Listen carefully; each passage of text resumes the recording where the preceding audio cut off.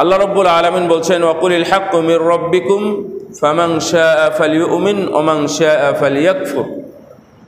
হে নবী, আপনি বলুন, বলে দিন, হক তোমাদের রবের পক্ষ থেকে আসে। তাহলে হক কোথায় থেকে আসে? আল্লাহর পক্ষ থেকে।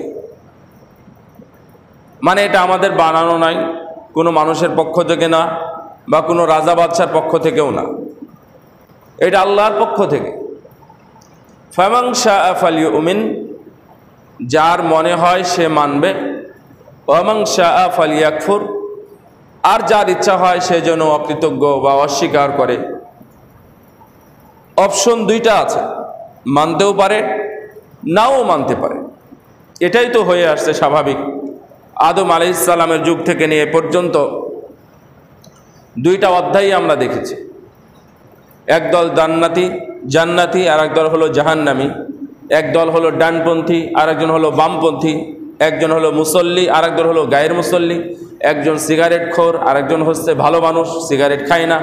একজন দাড়ি কাটে চাষে আর একজন দাড়ি কাটেও না চাষেও না। এই দুই ধরনের দল, মানে প্রকার দুইটাই, তিন প্রকার না, প্রকার তিনটা না। তো আল্লাহ রাব্বুল আলামিন বলছেন ফামান শাআ ফালিউমিন ওয়া মান শাআ ফালিয়াকফুর, যার মনে হয় সে মানবে আর যার মনে হয় না সে অস্বীকার করবে। তবে এটা জেনে রাখা ভালো, ইন্না আ'তাদনা লিয-যালিমিনা নারা, যারা বিধানকে মানে না, মূল্যায়ন করে না, এরা হলো জালেম। ইন্না আ'তাদনা লিয-যালিমিনা নারা, এই জালেমদের জন্য আমি জাহান্নামের আগুন প্রস্তুত করে রেখেছি। তার মানে যারা মানবে তারা তো মুমিন, তাদের হবে জান্নাত। আর যারা বিধান আসার পরেও, জানার পরেও, দেখে শুনে বুঝার পরেও যারা বিধানকে মূল্যায়ন করে না, মানে না, আমলি জিন্দিগিতে নিয়ে আসে না, আল্লাহ রাব্বুল আলামিন বলছেন এই সকল জালেমদের জন্য আমি জাহান্নামের আগুন প্রস্তুত করে রেখেছি।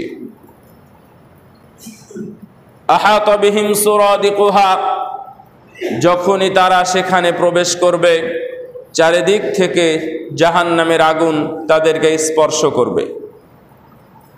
কেমন চারিদিক থেকে?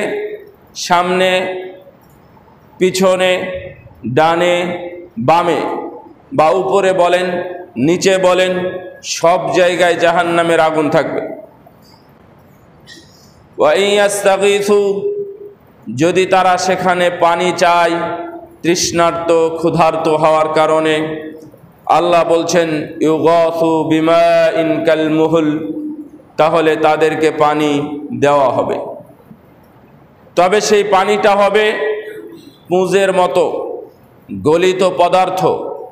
মানুষের বিশাল বড় বড় শরীর জাহান্নামীদের শরীর থেকে পচে গলে পুড়ে যেই বিশেষ রস বের হয়, এটা হলো পুঁজ, যেটা আমরা খুবই চিনি এবং বুঝি এই জিনিসকে। ইয়াশমিল উজুহা, জাহান্নামীরা হাজার বছর ধরে খেতে পায় নাই, কিছু পানও করতে পারে নাই। এরা তো হাউজে কাউসারের পানিও পাবে না।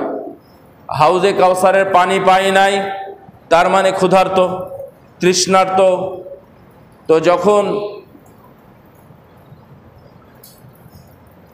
জাহান্নামীদেরকে এই খাবারগুলো দেওয়া হবে, এই খাবার প্রথমে খাবার খেতে না চাইলেও তারা খেতে যাবে। যখনই তারা খাবারের কাছাকাছি হবে, সঙ্গে সঙ্গে এই খাবারটা এত বেশি গরম হবে, এত বেশি তাপ ছড়াবে, ওখানে স্পর্শ করা লাগবে না, ওর আশেপাশে বা এলাকায় গেলেই ওর গরমে তার মুখমণ্ডলের চামড়া, গোস্ত, জিহ্বা, ঠোঁট যা কিছু আছে তা সবই ঝলসে যাবে, কিছুই থাকবে না। শুধুমাত্র হাড় এবং দাঁত তার মুখমণ্ডলে কঙ্কালের মতো অপেক্ষা করবে। এই অবস্থায় খাওয়া যাবে না। ইয়াশউইল উজুহা, তাদের মুখমণ্ডল ঝলসে যাবে। বিইসাশ শারাব, জাহান্নামীরা তখন বলবে ছি, কি ধরনের পানীয়, এই পানি কি মানুষ পান করতে পারে, নাকি এই ড্রিঙ্কস মানুষ গ্রহণ করতে পারে? ও যে দুনিয়াতে কি করেছে ওটা সম্ভবত ভুলে গেছে। ও যে মানুষের সাথে জুলুম করেছে, কাউকে হত্যা করেছে, কারো জমি জাল করেছে, অথবা জোরপূর্বক কোনো টাকা পয়সা ছিনতাই করেছে, এই জন্য তাকে জেলখানায় ভরা হয়েছে। তো জেলখানায় গিয়ে ওখানে বলতেছে, ছি ছি ছি, থাকার জায়গা কেমন, এমন খাবার আমি তো জীবনেও খাই নাই, এই বাসি পচা দুর্গন্ধ রুটি আমাকে খেতে হবে। ও বিশাল বড় মাপের চোর, মানে ধরে নেন বড় বড় রাস্তায় কন্ট্রাক্টরি ছিল, কারণ ও সারা জীবনে তো কোনোদিন কষ্ট করে নাই। কোনো কারণে যখন ধরা পড়ে গেছে তখন বলতেছে এই খাবার আমি খাবো, এই পচা দুর্গন্ধ। কেন? যখন চুরি করেছিল, যখন অন্যায় করেছিল, যখন দুর্নীতি করেছিল, তখন এগুলো তার খেয়াল ছিল না। জাহান্নামের ওইটাই বলবে, ইয়াশমিল উজুহা, যখন তাদের মুখমণ্ডলের সব ঝলসে যাবে তখন বলবে বিইসাস শারাব, ছি কি ধরনের পানি খেতে দিয়েছে। ওয়াসাআত মুরতাফাকা, এই থাকার জায়গাও নোংরা, থাকার জায়গাও ভালো না। এইভাবেই আল্লাহ রাব্বুল আলামিন জালেমদের শাস্তির ব্যাপারে উল্লেখ করেছেন। এখানে আবারও কথাটা মনে করিয়ে দিই, এই জালেম অনেক প্রকারের আছে। আমাদের দুনিয়াতে বা বাংলাদেশে জালেম বলতে যে শুধুমাত্র অন্যের জমি জাল করে নেয় অথবা জোরপূর্বক কোনো জায়গা দখল করে নেয়, এটাকে আমরা জালেম বলি। জালেম মানে যারা শিরক করে সেও হচ্ছে জালেম। জালেম মানে যারা সালাত আদায় করে না তারাও হলো জালেম। জালেম মানে সে মুসলিম, ইসলাম গ্রহণ করেছে, অথচ সে এখনো সুদ খায়, ঘুষ খায়, এও হলো জালেম। জালেম মানে যে আল্লাহর সাথে শিরিক করে সেও হলো জালেম। এগুলো সবই আছে জালেম। তার মানে আপনাকে অপশন দুইটা দেওয়া হলো, একটা হলো মানা আর একটা হলো না মানা।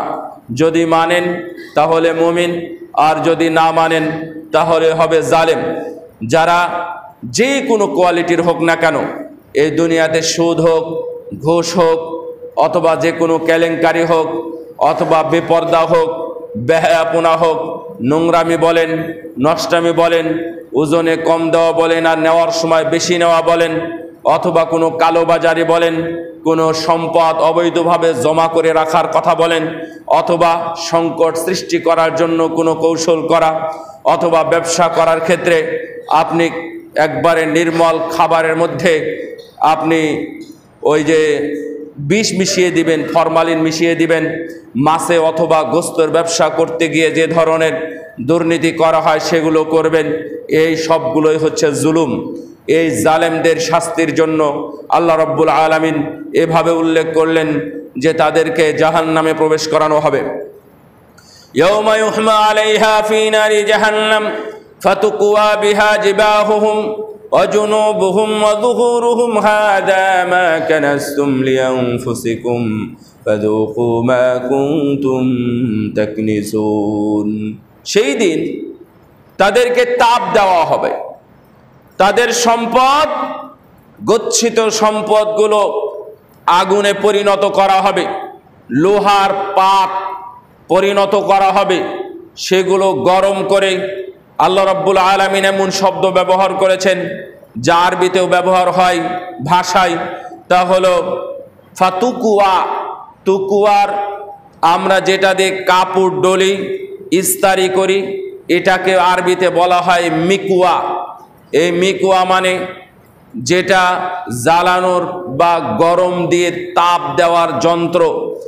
এই সম্পদগুলো আপনার গচ্ছিত যে সম্পদ, এই সম্পদগুলো সেই দিন মিকুয়া হবে, অর্থাৎ তাপ দেওয়ার যন্ত্রে পরিণত হবে আপনার গচ্ছিত সম্পদ।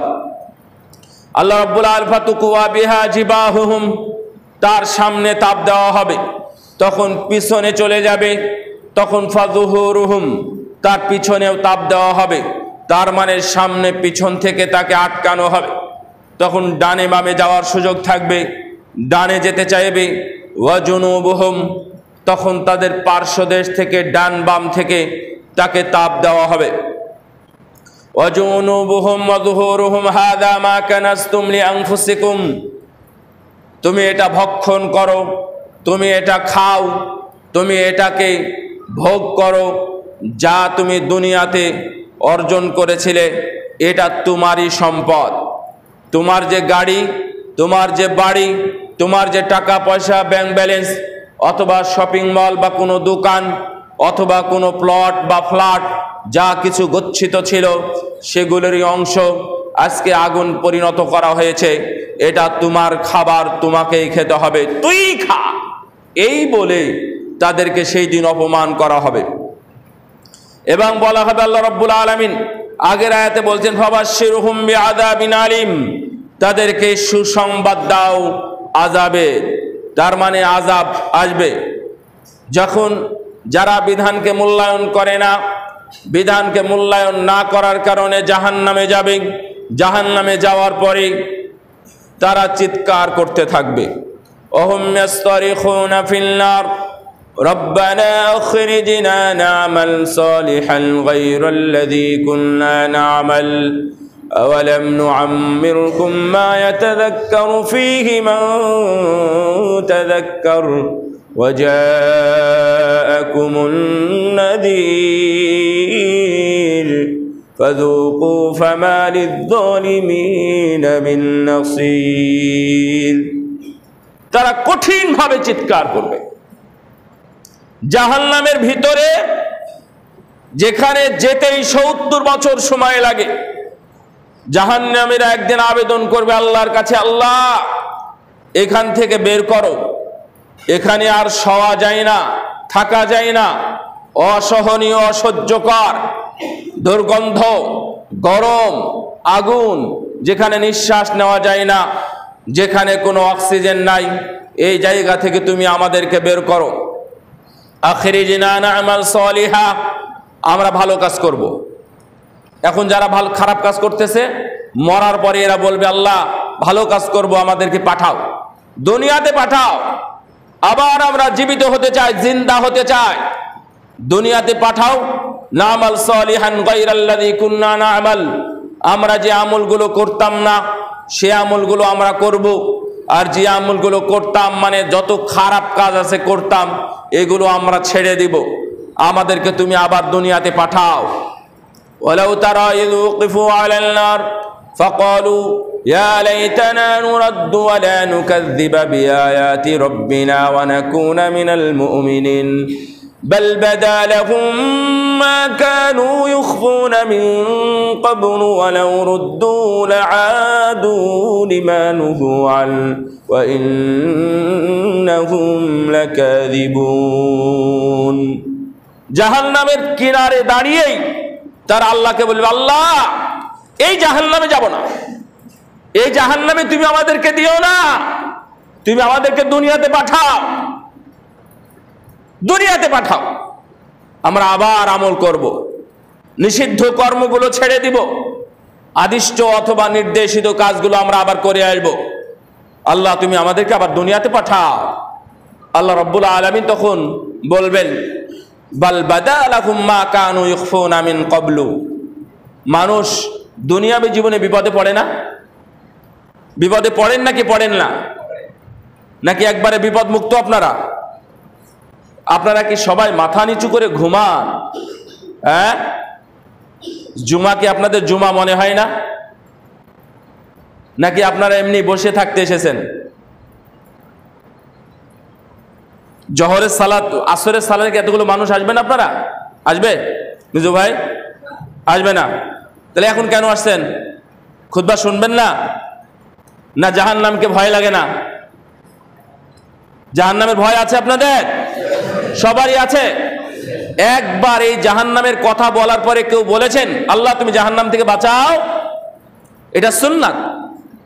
যখন আপনি এমনকি সালাতের মধ্যেও যদি ইমাম সাহেব জাহান্নামের কথা বলে, তাহলে আল্লাহকে সালাতের মধ্যেই বলতে পারবেন আল্লাহ তুমি আমাকে জাহান্নাম থেকে বাঁচাও। আরবিতে বলবেন আল্লাহুম্মা আজিরনি মিনান নার, বলেন বলেন, সবাই বলেন, আল্লাহুম্মা আজিরনি মিনান নার, আল্লাহুম্মা আজিরনি মিনান নার। এভাবে জাহান্নাম থেকে যদি 3 বার মুক্তি চান, আল্লাহ রাব্বুল আলামিন আপনাকে জাহান্নাম থেকে মুক্ত করে দিবেন। সুবহানাল্লাহ। এই ছোট্ট কথা, এর জন্য আপনাকে হিলান দিয়ে অথবা চেয়ারে বসে কোনো পিলারের সাথে হিলান দিয়ে, আরামের জায়গা নাই তো এটা আরাম করতে আসবেন কেন? যার সময় আসবেন, যারা আজানের আগে এসেছেন তাদের ফজিলত মহা ফজিলত। 1 ধাপ হেঁটে এসেছেন মানে 1 বছরের সিয়াম এবং সালাত আদায় করলে যতগুলো নেকি দেওয়া হয়, একটা ধাপ ফেলার কারণে আল্লাহ রাব্বুল আলামিন আপনার খাতায় তালিকা দিয়েছে। সুবহানাল্লাহ। আপনারা তো একটা মাস নিয়ে পড়ে আছেন, রমজান। আলা ওয়া ইন্না শাহরাকুম রমাদান সায়ানতাহি। তোমরা তো 1 মাসই চিনো, যারা মুসলিম তারা মাত্র 1 মাসকে চিনে, শুধু রমজান, রমজানের আগে এবং রমজানের পরে। রমজানের মধ্যে কোরআন খতম, রমজানের মধ্যে তারাবি, রমজানের মধ্যে কিয়ামুল লাইল, রমজানের মধ্যে দান সাদাকা, সবকিছু কোরআন তেলাওয়াত, যা কিছু সবগুলো রমজান।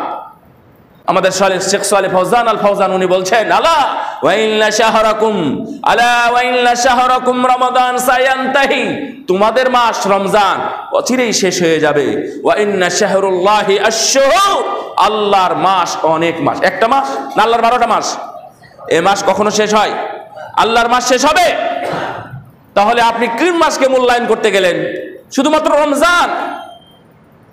রমজানকেও তো আপনারা মূল্যায়ন করেন না, সেটাও আমি প্রমাণ করে দেবনি। এটা আদব। খবরদার, এই দিন আপনি যদি আস্তাগফিরুল্লাহ বলেন, এটাও কবুল হয়ে যায়। বলেন তো আস্তাগফিরুল্লাহ, বলেন আস্তাগফিরুল্লাহ, এটা কবুল হয়ে যাবে। এটা খুতবা অবস্থায়। সুবহানাল্লাহ। এটা এত গুরুত্বপূর্ণ সময়, এই আসমানের নিচে জমিনের উপরে দুনিয়া সৃষ্টি থেকে নিয়ে একবারে কিয়ামত পর্যন্ত এত গুরুত্বপূর্ণ সময় আপনার কখনো পাবেন না, যেটা খুতবার সময়। আপনি ঘুমাচ্ছেন, মাথা নিচু করে দাও, এটা সুন্দর না। অসুন্দর কিছু করবেন না। বারাকাল্লাহু ফিকুম। যাই হোক, তো আমি যেটা বলতেছিলাম, যখন বিপদ আপদ আসে তখন মানুষ কি করে? মানুষ ফিরে যায় আল্লাহর দরবারে। বাচ্চা মেডিকেলে, সন্তান মেডিকেলে, দেখবেন ও মসজিদে যাতায়াত করতেছে, যাচ্ছে, মানে ও আল্লাহর দিকে রুজু হয়ে গেছে। মা অথবা বাবা মারা গেছে, দেখবেন ও মসজিদে আসতেছে। 1 সপ্তাহ 10 দিন 15 দিন যাতায়াত করবে, তারপরে আর খুঁজে পাবেন না। ম্যাক্সিমাম এটাই হয়।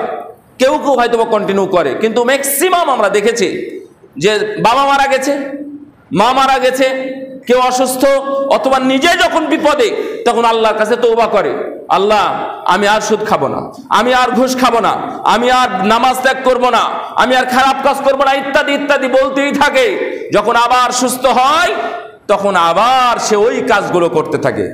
কারণ 10 দিন পরে অসুস্থ হয়ে করোনার কালে যখন আবার অফিসে গেছে, ওরা কি এখন ঘুষ খাওয়া ছেড়ে দিয়েছে না? কেন খায়? এখনো খায়। তার মানে আপনি কি মনে করছেন করোনার মধ্যে আল্লাহকে বলে নাই? অবশ্যই বলেছে। করোনার ভয় সবার মধ্যে ঢুকে গিয়েছিল। জাহান্নামের ভয় ভিতরে ঢুকুক চাই না ঢুকুক, করোনার ভয় ঢুকেছিল। ঢুকে আল্লাহকে বলেছিল, আল্লাহ আমি আর সুদ খাবো না, ঘুষ খাবো না। ও ঠিকই আবার খায়। তো আল্লাহ বলছেন, বাল বাদালাহুম মা কানু ইখফুনা মিন ক্বাবল। তোদের ভিতরে কি আছে আল্লাহ রাব্বুল আলামিন খুব ভালো জানেন। নাকি জানেন না? খুবই ভালো জানেন। ও জাহান্নাম দেখে বলতেছে, আল্লাহ তুমি আমাকে দুনিয়াতে পাঠাও। কেন? দুনিয়াতে গিয়ে কি করবা তুমি? আবার তুমি সালাত আদায় করবা, সিয়াম পালন করবা? নো। জাহান্নামের ভয়ে এটা বলতেছে, জাহান্নামের ভয়ে এটা বলতেছে। বিচারক যখন ফায়সালা দেয় তখন সবাই হাত জোর করে বলে যে মহামান্য আদালত আমাকে ক্ষমা করে দেন। দুনিয়ার কোনো বিচারপতির এই পাওয়ার নাই যে তাকে ক্ষমা করে দিবে, কারণ এটা ক্ষমার জায়গা নয়। আপনারা শুনলে আশ্চর্য হবেন, এই বিচার যদি আমার নবীর কাছেও যায়, তাহলে নবীকেও সেই পাওয়ার দেওয়া ছিল না যে উনি ক্ষমা করে দিবেন। মানে কারো মৃত্যুদণ্ডের ফায়সালা এসেছে, আল্লাহ নবীর কাছে পৌঁছে গেছে, রাসূলুল্লাহ সাল্লাম বলতে পারবেন না যে ঠিক আছে আমি তোমাকে মাফ করে দিলাম। বিচারপতি রাসূলুল্লাহ সাল্লামের কাছে পৌঁছে গেছে, মানে তোমার দাঁত ভাঙতে হবে, তোমার দাঁত ভাঙতেই হবে। ওরা যদি মাফ করে দেয় তাহলে সেটা ভিন্ন কথা। মালিক যার দাঁত ভেঙেছেন ওরা যদি মাফ করে দেয় তাহলে সেটা ভিন্ন কথা। যাকে হত্যা করা হয়েছে তার পরিবার যদি ক্ষমা করে দেয় টাকার বিনিময়ে, দিয়াতের বিনিময়ে, সেটা ভিন্ন কথা। তার মানে আমি আপনাকে বলতেছি, কেউ এটা ক্ষমা করতে পারে না। যখন জাহান্নামের দরবারে কাছাকাছি চলে এসেছে, ও আল্লাহকে বলতেছে, আল্লাহ তুমি আমাকে আবার দুনিয়াতে পাঠাও, আমি এই আমলগুলো করে আসবো। আল্লাহ তার জবাব দিয়ে দিয়েছেন দুনিয়াতে এমন অনেক হয়েছে। অ্যাক্সিডেন্টের পরে সে আল্লাহকে বলেছিল, আল্লাহ কিছু সুযোগ দিয়েছিলেন, সুস্থতার সুযোগ দিয়েছিলেন, সুস্থ হওয়ার পরে আবার সে অন্যরকম হয়ে গেছে, আবার সে সুদ ঘুষ খাওয়া শুরু করেছে, আবার বেহায়া বেপরদার মতো ঘোরাফেরা করতেছে। এটা মানুষের নেচার। ওয়ালাউ রুদ্দু লাআদু লিমা নুহু আন ওয়া ইন্নাহুম লাকাযিবুন। আল্লাহ রাব্বুল আলামিন জানেন, এদেরকে যদি ফেরত দেওয়া হয় ও ওই কাজগুলোতে আবার একটিভাবে আবার চলে যাবে, সেই যে কাজগুলোকে তাদেরকে নিষেধ করা হয়েছিল ও আবার যাবে। এটা আল্লাহ রাব্বুল আলামিন জানেন। সেই জন্য জাহান্নামের মধ্যে যারা চিৎকার করবে, অহুম ইয়াসতারিখুনা ফিন নার রব্বানা আখিরজিনা না'মাল সালিহান গায়রাল্লাযী কুন্না না'মাল আওয়ালাম নুআম্মিরকুম মা ইয়াতাযাক্কারু ফীহি মান তাযাক্কার। যখন ডাকবে আল্লাহ রাব্বুল আলামিন কোনদিন শুনবেন, জিজ্ঞাসা করবেন, এই তোদেরকে কি আমি লম্বা জীবন দান করি নাই? আপনারা যারা অফিস করেন, আপনাকে একটা চাকরি দেওয়া হলো, তো চাকরি করতে গেলেন, চাকরি করতে গিয়ে ওই অফিসের নীতিমালা জানার জন্য কতদিন সময় লাগবে আপনার? কখন ছুটি হয়, কখন টিফিন হয়, নামাজের বিরতি দেয় কি নাকি দেয় না, আরাম আয়েশ গল্পের সময় আছে কি নাই, অথবা সপ্তাহে কয়দিন ছুটি, বছরে কয়দিন ছুটি পাবে, মাসে কয়দিন ছুটি পাবে, কয়দিন লেট করতে পারবে, কয়দিন লেট করার পরেও তার জরিমানা হবে বা বেতন কাটা হবে। এই নীতিমালা মানার জন্য, জানার জন্য কতদিন লাগতে পারে বলেন তো? 10 বছর জানার জন্য কতদিন লাগতে পারে? 5 দিন, 10 দিন, অথবা আমি 1 বছর ধরলাম, 1 বছর ধরলাম। আল্লাহর বিধানগুলোকে মানার জন্য আপনার কতদিন লাগে? আল্লাহ রাব্বুল আলামিন এই কথা জিজ্ঞাসা করবেন জাহান্নামের মধ্যে, আওয়ালাম নুআম্মিরকুম মা ইয়াতাযাক্কারু ফীহি মান তাযাক্কার। যাদের উপদেশ গ্রহণ করার, তাদের উপদেশ তো গ্রহণ করেছে, তোমার উপদেশ গ্রহণ করার জন্য কতদিন সময়ের দরকার ছিল? 3 বছর, 5 বছর, 10 বছর, 40, 60, 80 বছর তো দিয়েছিলাম আমি, তারপরেও তুমি গ্রহণ করো নাই, উপদেশ নাও নাই। তোমার দাদা, তোমার বাপ, তোমার স্ত্রী, তোমার সন্তান, তোমার নাতিপুতি, তোমার এলাকার ইমাম, মুয়াজ্জিন, তারা খতিব, খাদেম যারা ছিল তারা তো গ্রহণ করেছে, সভাপতি গ্রহণ করেছে, সেক্রেটারি গ্রহণ করেছে, তুমি গ্রহণ করো নাই কেন? ফাযুকু ফামা লিয-যালিমিনা মিন নাসির। সুতরাং তোমাকে যেটা দেওয়া হয়েছে এটাই ভোগ করতে থাকো, তোমার জন্য আজ কোনো সাহায্য অথবা সহযোগিতাকারী থাকবে না। নাই, এই জালেমদের জন্য যারা বিধান আসার পরেও মূল্যায়ন করে না, যারা বিধানকে মানে না, বিধানকে ছোট করে দেখেছে, তুচ্ছ তাচ্ছিল্য করেছে, এদের জন্য কোনো সুযোগ নাই। এখন সিদ্ধান্ত আপনার যে আপনি কোন দলের, আপনি কি মানার দলের নাকি না মানার দলের। যদি আপনি মনে করেন যে আমি মানার দলের, তাহলে আপনি মুমিন। যে আজান হলে আপনি ওখানে বসে আছেন, এখানে একামত হচ্ছে, আপনার ওখানে বসে থাকার কোনো সুযোগ নেই, কোনো সুযোগ নেই। হিন্দু বসে থাকবে, হিন্দু চায়ের স্টলে বসে থাকবে আর একামত হবে, এটা আল্লাহ ওদেরকে অনুমতি দিয়ে দিয়েছে, কারণ ওরা ইসলাম গ্রহণ করে নাই।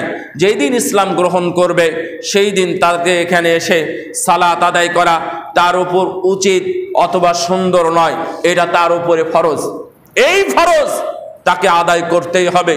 আমার অজু নাই, অজু করতে গেলাম, বাড়িতে গেলাম, আমার ওয়াশরুমের দরকার, বাড়িতে গেলাম, আপনি আস্তে আস্তে দেখলেন সালাত শেষ হয়ে গেছে, আপনার এই ওজোর অ্যাকসেপ্টেবল হবে, গ্রহণযোগ্য হবে। কিন্তু আপনি বসেই থাকবেন চায়ের স্টলে, দোকানে, অথবা মোড়ের উপরে কোনো আড্ডাখানায়, কোনো গিবতখানায় গিবত করে আপনি সময় কাটাবেন, আর সালাতের আজান হবে, একামত হবে, আপনার জন্য কোনো সুযোগ নেই। বিধান এটাই, এভাবেই আসবে, কারণ আপনি স্বীকার করে নিয়েছেন বিধান আল্লাহর পক্ষ থেকে আছে। হে নবী, আপনি বলে দিন, আল হাক্কু মির রাব্বিকুম, বিধান তোমাদের রবের পক্ষ থেকে আসে। যদি আপনার এখনই থানার ওসির পক্ষ থেকে কোনো বিধান আসে যে না, এখানে 2টার পরে কোনো মুসল্লি থাকতে পারবে না, বিশেষ কোনো প্রয়োজনে এটা বলা হয়েছে, সরকারের পক্ষ থেকে বলা হয়েছে 2টার পরে আপনারা সবাই বাড়িতে থাকবেন, রাস্তায় থাকা যাবে না, অথবা সবাইকে ওই মাঠে হাজির হবেন, আপনারা সবাই মানবেন, এটা হলো সরকারি বিধান। সরকার বলে দিয়েছে বাম পাশ দিয়ে হাঁটতে হবে, বাম পাশ দিয়ে গাড়ি চালাতে হবে, আপনারা সবাই হাঁটতেছেন এবং চলতেছেন। সরকার নীতিমালা করে দিয়েছে নিজের পকেটের অর্জিত টাকা ট্যাক্স দিয়ে এই এলাকায় থাকতে হবে, এই দেশে থাকতে হবে। এই বিধান আপনি ঠিকঠাক মেনে নিয়েছেন। কোথায় থেকে কিভাবে একটা নোটিশ চলে এসেছে, বলতেছে আগামী সোমবার সকালে 11টায় আপনাকে কোর্ট দরবারে আপনাকে সাক্ষাৎ করতে হবে বা আপনাকে হাজির হতে হবে। আপনি যেখানেই থাকেন না কেন, দুনিয়ার যেখানেই থাকেন না কেন, প্রয়োজনে ফ্লাইটের টিকিট কেটে, টাকা দিয়ে টিকিট কেটে আপনি সেখানে হাজির হন। আপনি দুনিয়ার বিধানকে এইভাবে মূল্যায়ন করেন, আর আল্লাহর বিধানের সাথে আপনার এমন অবমূল্যায়ন, এটা কখনোই সুন্দর নয়। বিধান মানার ক্ষেত্রে কোন বিষয়টাকে আমরা প্রায়োরিটি দেব, প্রাধান্য দেব? 1 নাম্বার ঈমানের উসুলকে। আমরা যেহেতু মুমিন, আপনারা ঈমান আছেন সবাই? আপনার মধ্যে সবার মধ্যে ঈমান আছে? বিশ্বাস হয়? হ্যাঁ, আপনাদের জবাব শুনে তো খুব ভালো মনে হচ্ছে না। বলেন আমানতু বিল্লাহ, বলেন আমানতু বিল্লাহ, আমানতু বিল্লাহ। যদি ভিতরে কোনো প্রবলেম থেকেও থাকে, ইনশাআল্লাহ এই ছোট্ট কথাটা, বাক্যটা বলার কারণে আমাদের মধ্যে ঈমান আবার চলে আসবে। আলহামদুলিল্লাহ, আমরা সবাই মুসলিম। কোনো সন্দেহ আছে? কোনো সন্দেহ নাই। আলহামদুলিল্লাহ, আমরা মুসলিম। তো ঈমানের উসুল আছে। আপনারা ঈমান এনেছেন, আর কোনো কিছু বলতে পারবেন না এখন। ঈমানের উসুল হলো আল্লাহকে চিনা, আল্লাহকে জানা, আল্লাহ সম্পর্কে জ্ঞান অর্জন করা। আপনি যেহেতু মুমিন, আগেই বলেনি আমি জানি না বা জানতাম না, জানি না বা জানতাম না। আপনারা যারা বাইক চালান বা অথবা গাড়ি চালান, অ্যাক্সিডেন্টের পরে আপনার কোনো ভুলের কারণে অ্যাক্সিডেন্টে ক্ষতি হয়ে গেছে, আপনারই হোক বা আপনার কোনো ভাইয়েরই হোক, ক্ষতি হয়ে গেছে। তো যখন মরুর আসবে, মানে ট্রাফিক আসবে, তো তখন কি আপনি তাকে বলতে পারবেন ভাই এই বিধানটা আমার জানা ছিল না যে এমন করলে এই হয়, অথবা এখানে গাড়ি পার্কিং করলে জরিমানা আসে, এটা আপনি ট্রাফিককে কি বুঝাতে পারবেন? তাহলে কথা শেষ। আমার আর ইমাম শাফির কথার দিকে যাওয়া লাগলো না।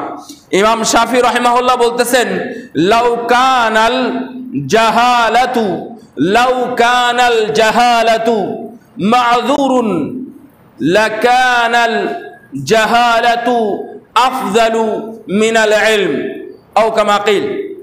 কথাটা এমনই, আমার কম বেশি হতে পারে, কিন্তু মনে হচ্ছে এটাই বলেছেন ইমাম শাফি রাহিমাহুল্লাহ। বলতেছেন আমি জানি না অথবা আমি অজ্ঞ, এই অজ্ঞতাটা, অজ্ঞতা, মূর্খতা, না জানাটা যদি গ্রহণযোগ্য বলে গণ্য হতো, আমি জানি না এটা, এই কথাটা যদি আল্লাহর কাছে গ্রহণযোগ্য হতো, তাহলে জাতি বা গোষ্ঠী মানুষ এলেম অর্জন করার চাইতে জাহেল থাকাকেই বেশি প্রাধান্য দিত। আমার কথাটা কি স্পষ্ট? ধরে নেন আপনি বলবেন সুদ খাওয়া যে হারাম, আল্লাহ এটা আমার জানা ছিল না। সুযোগ আছে, আল্লাহ শুনবেন, শুনবেন না। তার মানে আপনি আল্লাহকে জানেন না, আল্লাহকে চিনেন না, আপনি চিনতে চাইলেনও না। তখন আপনি বলবেন না, আল্লাহকে যেভাবে জানতে হয় এটা আমার জানা ছিল না, এই কথা আপনার পক্ষ থেকে গ্রহণযোগ্য হবে না। এই সবাই, আমি ধমক দিচ্ছি না, আমি আপনাকে জাস্ট অ্যাটেনশন করতেছি। যারা মুরব্বী আছেন, যারা যুবক ভাইয়েরা আছো, আমি সবাইকে বলতেছি এটা আমাদের জানা আবশ্যক, এটা জানতেই হবে। যদি আপনি সময় পান, আপনি এখন কালেমা পড়লেন, মারা গেছেন, আপনার উপর কোনো বিধান নাই, কোনো বিধান নাই। না সালাত, না সিয়াম, না হজ, না যাকাত, না কুরবানি, না সাদাকা, না কোরআন তেলাওয়াত, না জিকির, না সালাম, না কালাম, কোনো বিধানই আপনার উপরে নাই। উসাইরিম রাদিয়াল্লাহু তাআলা আনহু উনি কোনোদিন জীবনে নামাজ পড়েন নাই, একটা সেজদাও দেয় নাই। ইসলাম গ্রহণ করেছে, জিহাদের ময়দানে হাজির, শহীদ হয়ে গেছে।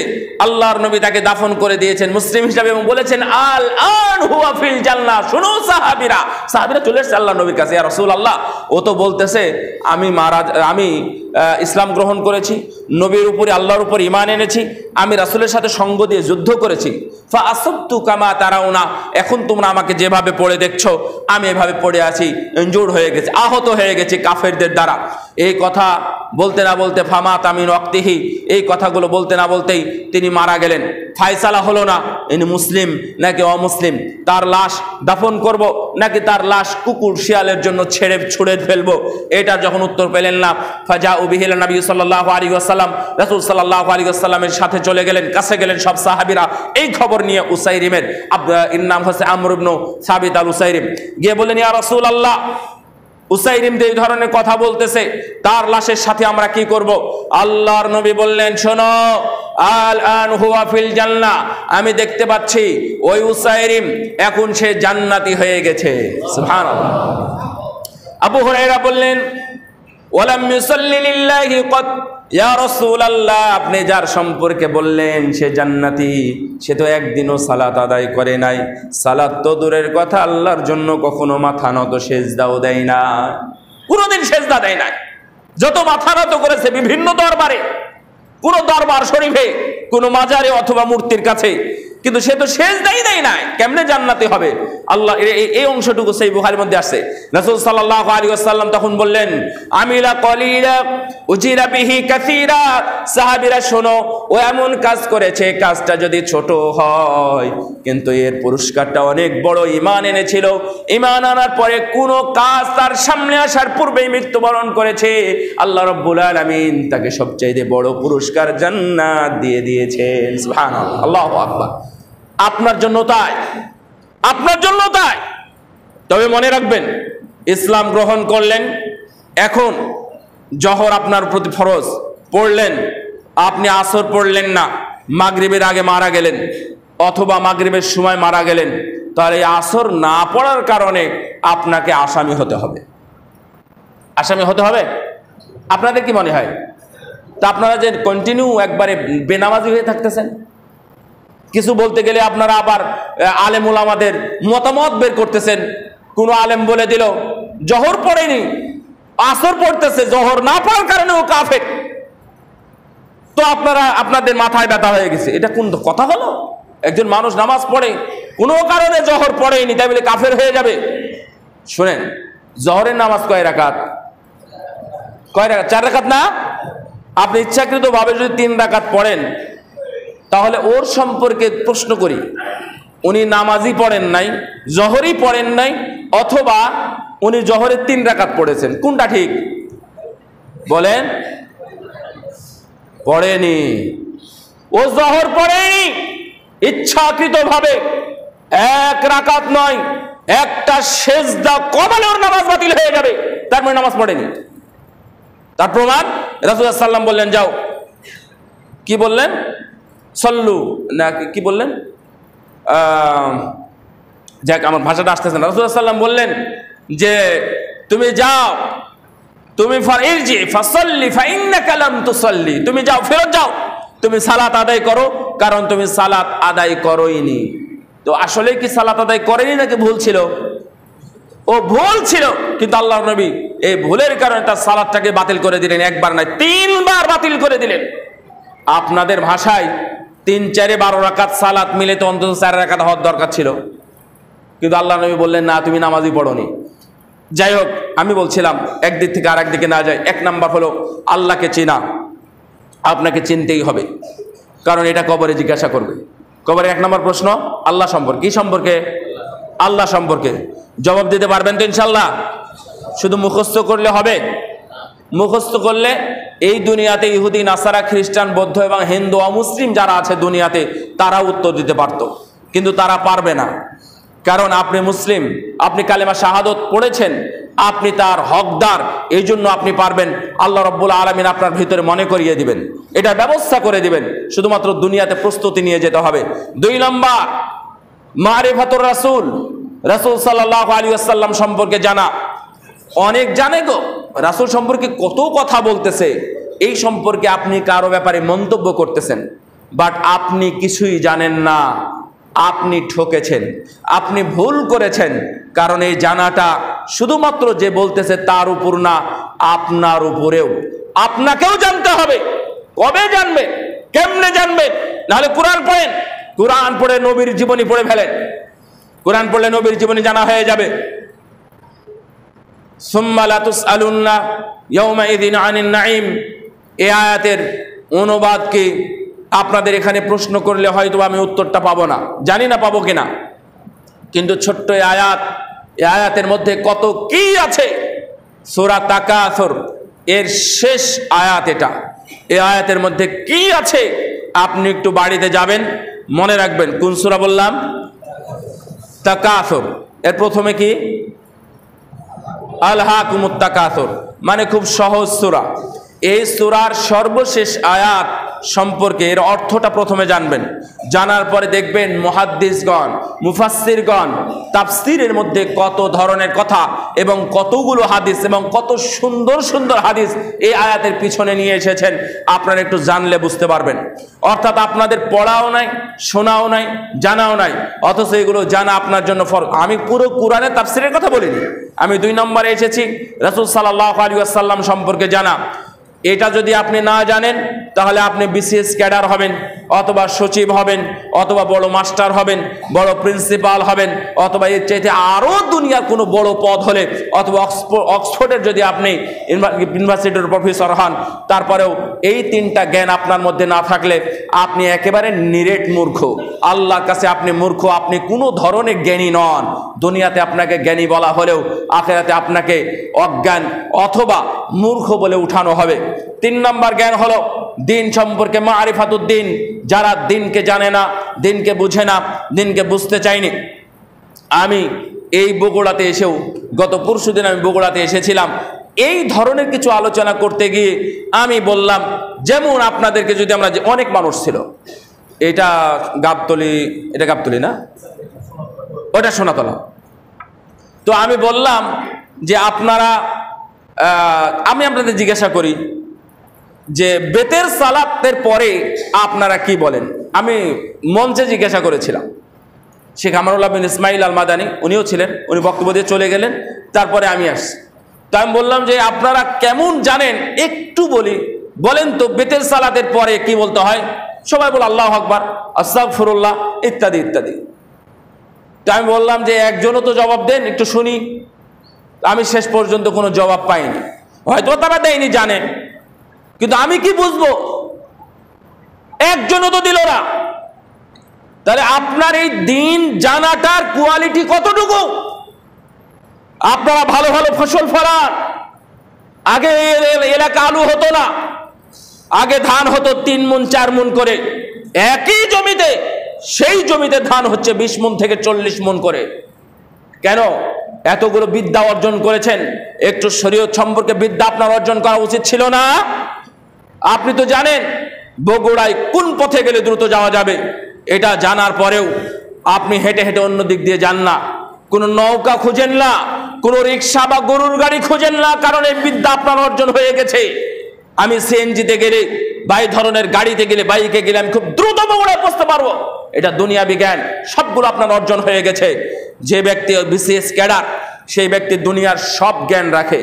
বর্তমান যে বিসিএস ক্যাডার হওয়ার যে ব্যবস্থাপনা, তাতে আমার যতদূর ধারণা বা আমি যতদূর বুঝেছি, তাহলে ওকে দুনিয়ার সব জ্ঞান অর্জন করতে হয়। ও যদি সায়েন্সের ছাত্র হয় তাহলে আর্টসের ভূগোল, অর্থনীতি সম্পর্কে তাকে জ্ঞান রাখতে হয়। ও যদি আর্টসের ছাত্র হয় তাহলে সায়েন্সের সব ধরনের জ্ঞান ওকে অর্জন করতে হয়। এইগুলো অর্জন করার পর একজন বিসিএস ক্যাডার হয়।